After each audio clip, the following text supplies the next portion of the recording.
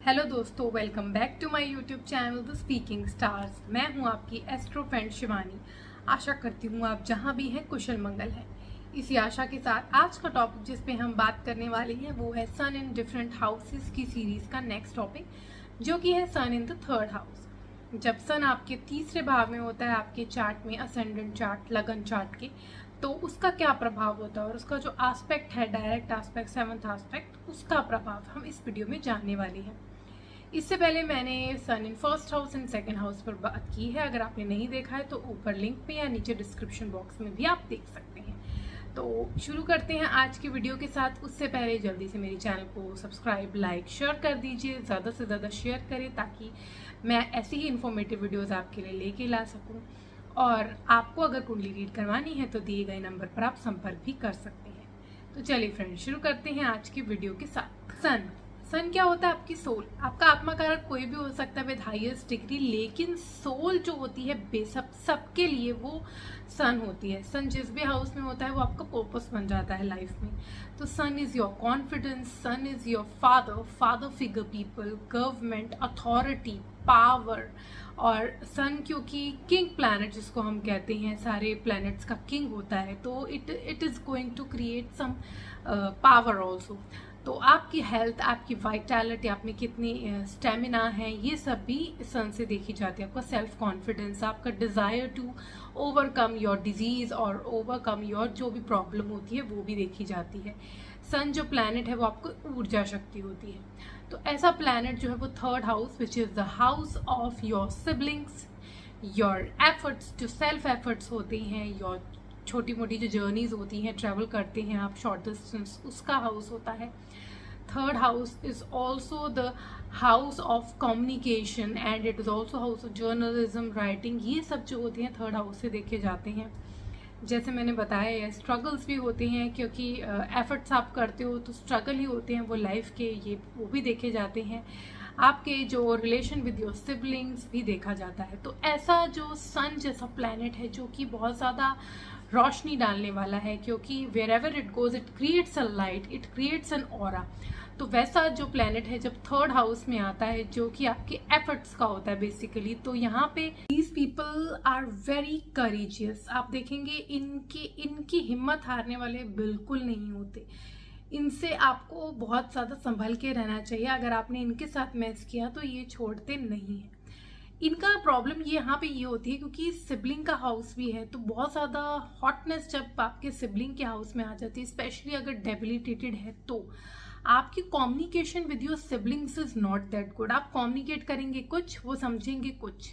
ये नहीं है कि आपका तरीका गलत होगा, आप कुछ और समझाना चाहेंगे, आपका पैटर्न जो होगा सोचने का अलग होगा, उनका अलग होगा, और फिर से क्लैशेस होंगे। तो it burns your relationship, it creates differences with your siblings. तो थोड़ी सी ये प्रॉब्लमेटिक चीज़ है। लेकिन these people are very courageous.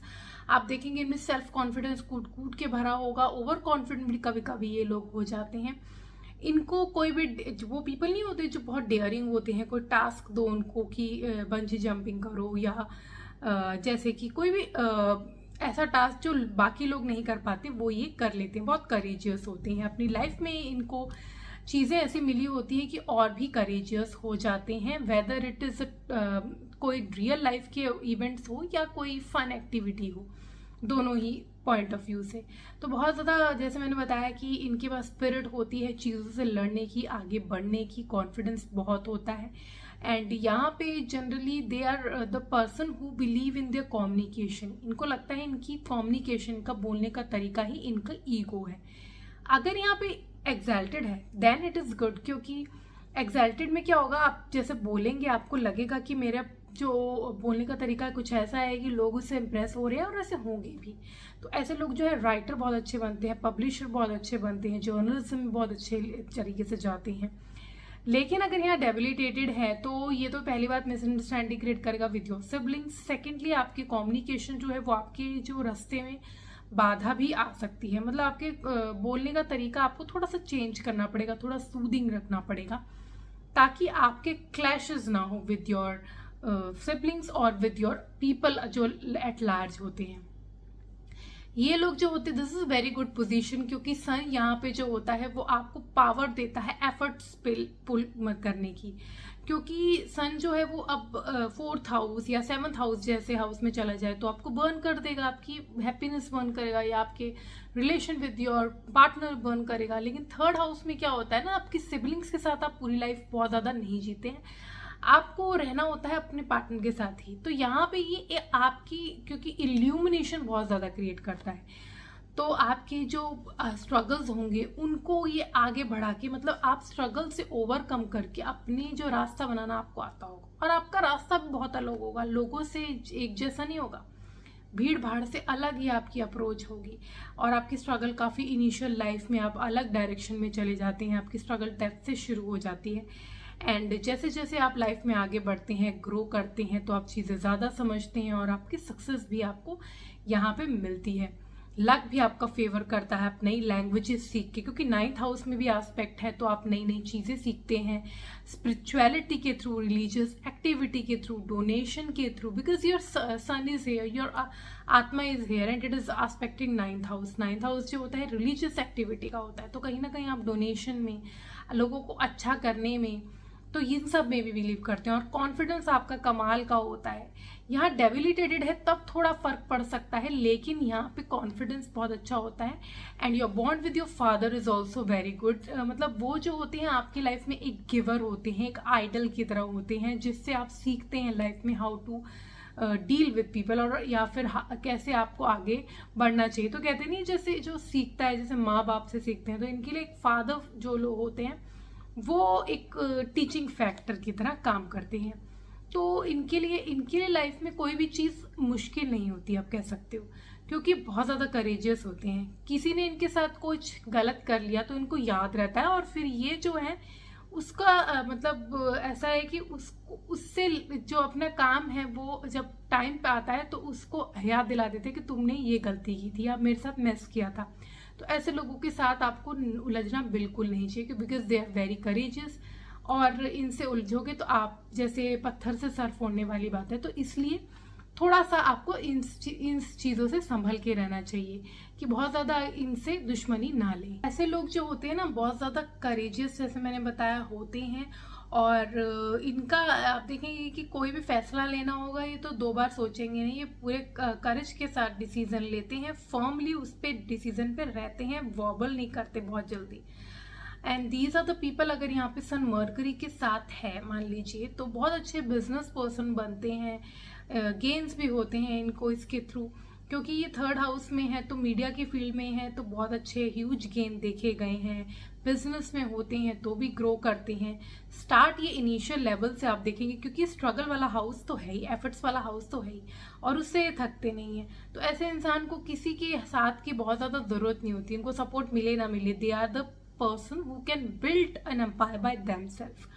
तो क्या करते हैं ना, स्टार्ट करते हैं इनिशियल लेवल से एंड आगे आगे ग्रो करके ये पूरी अपनी एम्पायर क्रिएट कर लेते हैं खुद के लिए ही। मरकरी जैसा प्लैनेट है तो बिजनेस में जाएंगे, तो बिजनेस में you know people grow very easily when they are focused, when they are going to give efforts, जो कि ये भरपूर देते हैं। यहाँ पे मार्स और सन अगर प्लैनेट है दोनों, तो बहुत ही मतलब एकदम बहुत कह सकते हैं पावरफुल कॉम्बिनेशन हो जाता है, क्योंकि सन है जो रूल करता है और जो ऑर्डर देता है, and Mars is the follower. तो दोनों को कॉम्बिनेशन होने की वजह से दे आर द पर्सन जो कोई, जैसे अगर इनका कोई पाथवे है तो उसको प्रॉपर फॉलो करेंगे। आप देखेंगे ये नहीं है कि आज इन्होंने डिसीजन लिया कल इनको लगेगा नहीं ये नहीं करना चाहिए, परसों ऐसा लगेगा। ये अपने फेलियर से डरते नहीं है, इनको गिव अप करने का एटीट्यूड नहीं होता है, इनके मन में होता है कि एक फेलियर से तो क्या हुआ, आगे बढ़ जाते हैं।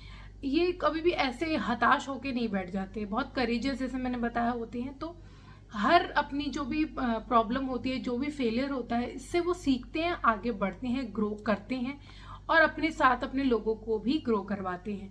तो इनको लाइफ में क्या होता है ना, ट्रैवल बहुत होता है related to work, which is beneficial for them, क्योंकि जो ये ट्रैवल करते हैं तो इनको कहीं ना कहीं वो बेनिफिट करता है। और जैसे मैंने बताया कि अगर ये स्पिरिचुअलिटी की फील्ड में हो या मीडिया की फील्ड में हो तो बहुत ज़्यादा बेहतरीन ये काम करते हैं। बिजनेस पर्सन भी बहुत अच्छे होते हैं, तो ये सब फील्ड इनको ज़्यादातर और भी आगे लेके जाते हैं। ये लोग अपनी, जैसे मैंने बताया कि अपने फादर की मतलब जैसी परवरिश होती है उसमें ही चलते हैं, तो इनकी फादर के साथ भी बॉन्ड अच्छा होता है। अगर यहाँ पे डेबिलिटेटेड है और बैडली अफ्लिक्टेड है तो थोड़ा सा हो सकता है कि डिस्टेंस हो, लेकिन जनरली थर्ड हाउस में जब सन होता है it creates a bond with your father. यहाँ पे सन होने की वजह से, क्योंकि this is also the house of your activities जो कि कम्युनिकेशन रिलेटेड होती है, तो आप देखेंगे कि आपका जो बात करने का तरीका होगा ना वो बहुत अथॉरिटेटिव होगा, बहुत ज़्यादा डोमिनेटिंग और बहुत ज़्यादा लोगों पे प्रभाव छोड़ने वाला होगा। स्पेशली अगर यहाँ पे एक्सल्टेड है, मार्स जैसा प्लैनेट भी है और मरकरी अगर है यहाँ पे, तो आपको मैनिपुलेशन भी आती होगी, तो आप काम करवा लेंगे। तभी तो मैंने बोला बिजनेस में बहुत अच्छे होते हैं। अगर मार्स है तो आपको गवर्नमेंट सेक्टर में बहुत अच्छे आप चमकते हैं, क्योंकि आप क्या पॉलिटिशियंस क्या करते हैं, आप लंबा लंबा भाषण देते हैं, चीज़ें जो है बताते हैं क्या होने वाला है, क्या हम करने वाले हैं, उससे इंप्रेशन लोगों पे छोड़ते हैं। वैसे ही ये लोग होते हैं, they create an impression on people and which is going to create gain for them. तो ये एक तरीके से बहुत इनके लिए वेल टू डू वाली सिचुएशन होती है। इसलिए मैंने बोला सन जो होता है ऐसे हाउसेस में बहुत अच्छा काम करता है, specially third house. Third house ऐसा हाउस है जहाँ पे बहुत ज़्यादा इल्यूमिनेट करता है चीज़ों को। बाकी हाउसेस में कुछ ना कुछ रेपरकशंस आते हैं। 6th हाउस भी अच्छा होता है, 11th भी अच्छा होता है, लेकिन कुछ ना कुछ चीज़ें रहती हैं 6th हाउस जैसे हाउस में। लेकिन थर्ड हाउस में इट इज़ गो गेटर वाले बंदे होते हैं, ये करेजियस होते हैं और हर चीज़ को अपनी लाइफ में एक पॉजिटिव तरीके से देखते हैं। ये नहीं है कि अगर इनको कोई फेलियर मिल गया तो ये बैठ गए और सोचा कि अब पता नहीं होगा कि नहीं होगा, एक बार फेल हो गए, दूसरी बार फेल होंगे, तीसरी बार फेल होंगे, लेकिन एक पॉजिटिव अप्रोच, एक ऑप्टिमिस्टिक सोच जो होती है वो रहती है। अगर यहाँ पे डेबिलिटेटेड है तो थोड़ा सा प्रॉब्लम होती है, क्योंकि ये जल्दी जो है चीज़ों में हो सकता है कि इनको ऐसा लगे कि बन नहीं रही, क्योंकि डेबिलिटेटेड है तो चीज़ें बनने में भी बहुत ज़्यादा टाइम लग जाता है, तब तक ये इनका जो पाथवे हो सकता है वो चेंज हो जाए। तो यहाँ पे थोड़ी सी चीज़ आती है, डिपेंड करता है डिग्निटी कैसी है आपकी सन की, is it debilitated, is it exalted, इतनी कितनी उसकी डिग्री है, वो 100% पावर में है, कितना है, उस पर भी चीज़ें जो है डिपेंड करती हैं। और उसके जो एस्पेक्ट्स हैं, जैसे मैंने बताया मरकरी बहुत अच्छा है, यहाँ पे मार्स बहुत अच्छा है, लेकिन अगर राहु जैसा प्लैनेट है तो आपको मीडिया के थ्रू बेनिफिट मिलेगा। अगर मान लीजिए यहाँ पे सैटर्न है तो थोड़ी सी प्रॉब्लम आएगी आपके फादर के साथ। तो ये सब चीज़ें आपको देखनी पड़ती हैं, साथ साथ की एस्पेक्ट क्या है, कंजंक्शन क्या है, डिग्निटी क्या है, तो वही फुल रिजल्ट हमें पता लगता है। तो आज के लिए इतना ही। मेरी नेक्स्ट वीडियो में हम बात करेंगे जब सन जो है वो आपके 4th हाउस में होता है, आपके नेटल चार्ट जो एसेंडेंट चार्ट है, लगन चार्ट, उसमें कैसा प्रभाव करता है और उसका एस्पेक्ट का क्या प्रभाव होता है। For that stay tuned, stay connected, do subscribe my channel and नीचे दिए गए बेल आइकन को जरूर प्रेस कर दीजिए ताकि आपको मेरी लेटेस्ट अपडेट मिलती रहे। तब तक के लिए Om Shanti, thank you and take care.